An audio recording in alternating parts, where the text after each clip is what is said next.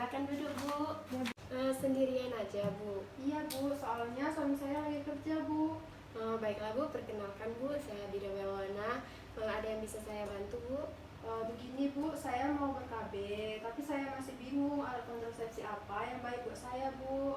Jadi saya minta tolong sama Ibu Bidan untuk membantu saya memilih alat kontrasepsi yang bagus buat saya Bu.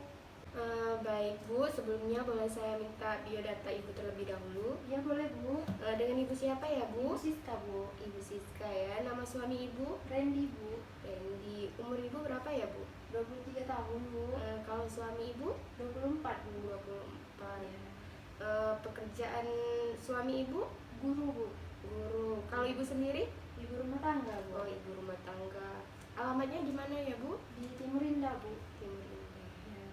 Ada nomor HP yang bisa saya hubungi, Bu? 0852 7331 5683. Aduh, baik, Bu. Baik, Bu. Sebelumnya jenis alat kontrasepsi apa saja yang Ibu ketahui? Kontrasepsi suntik, pil KB, implan sama IUD Bu. Oh, iya, Bu. Kalau efek samping dari masing-masing kontrasepsi itu apa saja yang Ibu ketahui, Bu?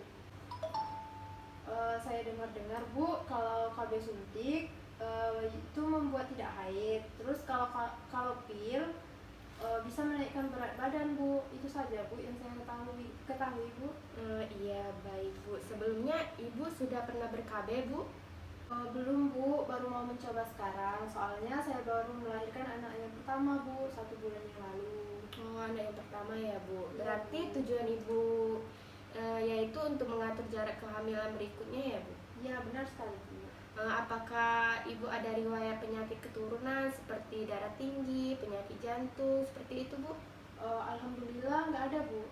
Oh, tidak ada ya, Bu. Iya, Bu. Alhamdulillah ya, Bu. Eh, Rencananya mau berapa tahun menjarakan kehamilannya ya, Bu? Kurang lebih 2-3 tahun Bu. Iya, Bu. Sebenarnya ada banyak sekali jenis alat kontrasepsi yang bisa digunakan sekarang. Akan saya jelaskan satu persatu ya, Bu. Iya Bu Bidan. Baik, Bu. Yang pertama, mulai dari kontrasepsi hormonal, terdiri dari kontrasepsi pil, suntik, dan implan. Baiklah, Bu. Yang pertama, kontrasepsi pil. Pil ini terdiri dari mini pil, pil kombinasi, dan pil kontrasepsi darurat. Yang mana mini pil merupakan pil yang hanya mengandung hormon progesteron. Pil ini sangat efektif pada masa laktasi sehingga baik digunakan untuk ibu menyusui ya, Bu. Kalau pil kombinasi yaitu pil yang mengandung hormon estrogen dan progesteron. Pil ini tidak boleh diberikan pada ibu sedang menyusui seperti ibu sekarang karena dapat menurunkan produksi ASI ibu ya, Bu. Iya Bu. Adapun kelebihannya, Bu, cukup efektif mencegah kehamilan. Tingkat kegagalannya cuma sekitar 8%. Juga pil ini melancarkan siklus menstruasi dan mengurangi nyeri atau kram saat lagi mens. Terus kalau mau berhenti tinggal nggak usah diminum lagi pilnya ya, Bu. Iya Bu Bidan.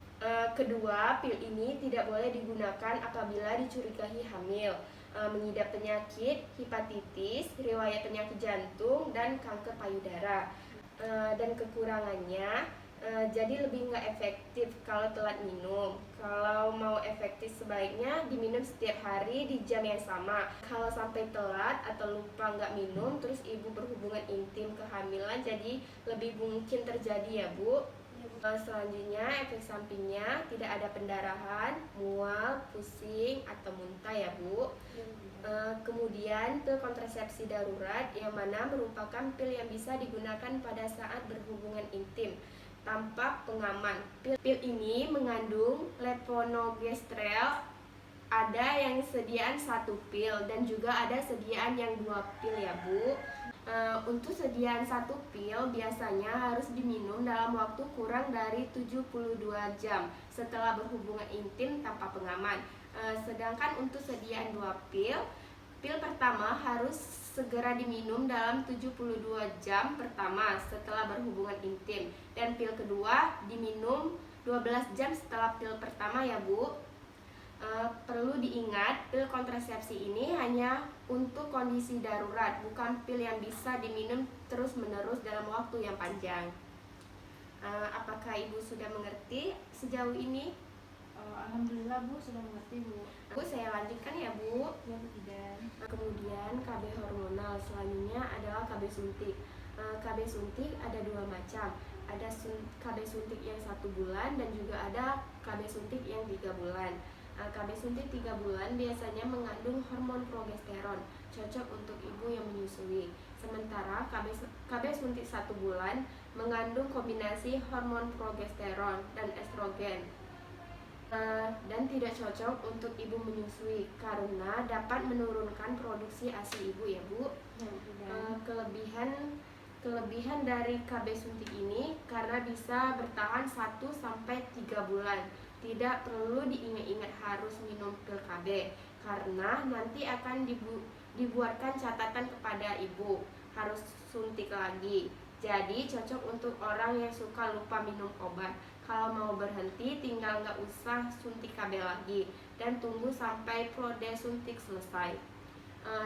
Dan kekurangannya yaitu adanya efek samping berupa sakit kepala, nyeri payudara, menstruasi tidak teratur, kelebihan atau terjadi di luar siklus haid. Terus kalau sudah berhenti butuh waktu untuk kembali subur, biasanya memerlukan waktu sekitar 4 bulan ya Bu. Ya Bu Bidan. Selanjutnya KB hormonal, yaitu ketiga adalah implan atau susu. KB ini berukuran kecil dan berbentuk seperti batang korek api yang tipis yang dimasukkan dalam dan diselipkan ke bagian bawah kulit, biasanya di lengan bagian atas ya Bu. KB implan ini secara perlahan mengeluarkan hormon progesteron yang berfungsi untuk mencegah kehamilan dalam jangka waktu yang cukup lama, bisa sampai 3-5 tahun ya Bu. Nah, karena jangka waktunya cukup panjang, dilihat dari sisi ekonomi, ini lumayan hemat biayanya. Soalnya keluar biaya sekali bisa bertahan lama ya Bu. Dan kekurangannya bisa membuat haid tidak teratur, menyebabkan memar dan bengkak di awal pemasangannya. Dan kalau mau dilepas, ibu perlu konsultasi ke dokter atau bidan yang terdekat. Tidak bisa dilepas sendiri ya Bu. Bagaimana Bu? Apakah ibu sudah paham atau ada yang ingin ditanyakan lagi? Sejauh ini cukup paham Bu Bidan. Baiklah Bu, sekarang kita masuk KB non hormonal. KB ini terdiri dari IUD dan kondom. Yang pertama, IUD merupakan alat berbentuk T yang terbuat dari tembaga dan bisa bertahan hingga 10 tahun. Tetapi biaya pemasangan cukup mahal dan terkadang mengeluarkan flek padahal lagi nggak mens. Yang kedua adalah kondom. Kondom ini terdiri dari laki-laki dan perempuan. Pada kondom laki-laki bentuknya disesuaikan dengan penis dan biasanya di ujung ada yang berfungsi untuk menampung keluaran cairan ejakulasi. Kalau kondom perempuan bentuknya juga seperti tabung tapi dimasukkan ke dalam vagina. Biasanya dilengkapi dengan cincin fleksibel pada kedua ujungnya untuk mencegah masuknya sperma ke dalam rahim. Adapun kelebihan dari penggunaan kondom ini adalah tingkat keberhasilan mencapai 95% pada kondom perempuan dan 98% pada kondom laki-laki. Selain itu, penggunaan kondom ini juga dianggap lebih praktis, soalnya hanya dipakai saat berhubungan intim tanpa memerlukan persiapan khusus. Kondom ini dapat mencegah penyakit menular seksual. Adapun kekurangannya dapat memicu alergi latex. Kondom yang enggak digunakan dengan benar-benar beresiko sobek atau bocor. Jadi begitulah ya Bu pengertian manfaat, kelebihan, kekurangan serta efek samping dari jenis-jenis alat kontrasepsi. Bagaimana Bu? Apakah ada yang ingin ditanyakan? Iya Bu Bidan, bagaimana kalau alat kontrasepsi IUD? Apakah alat tersebut mengganggu dalam berhubungan seksual Bu? Ya, Ya baik Bu, IUD ini baik digunakan dan tidak mengganggu saat berhubungan intim ya Bu. Dan kalau Ibu mau ber-KB jangka panjang, IUD ini sangat cocok buat Ibu karena bisa bertahan hingga 10 tahun. Oh iya Bu Bidan. Eh, iya Bu, jadi sekarang Ibu sudah menentukan alat kontrasepsi apa yang mau Ibu gunakan? Saya mau memilih alat kontrasepsi suntik 3 bulan Bu. Sebelumnya, apakah suami Ibu setuju dengan apa yang Ibu pilih? Iya Bu Bidan, suami saya mendukung apa saja pilihan saya Bu. Baik Bu, sebelum saya memberikan suntik KB nanti, saya akan periksa kesehatan Ibu terlebih dahulu ya Bu.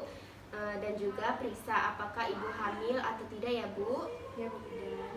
Baik Bu, terima kasih ya Bu atas kerjasamanya. Iya Bu Bidan, terima kasih Bu. Iya Bu, sama-sama.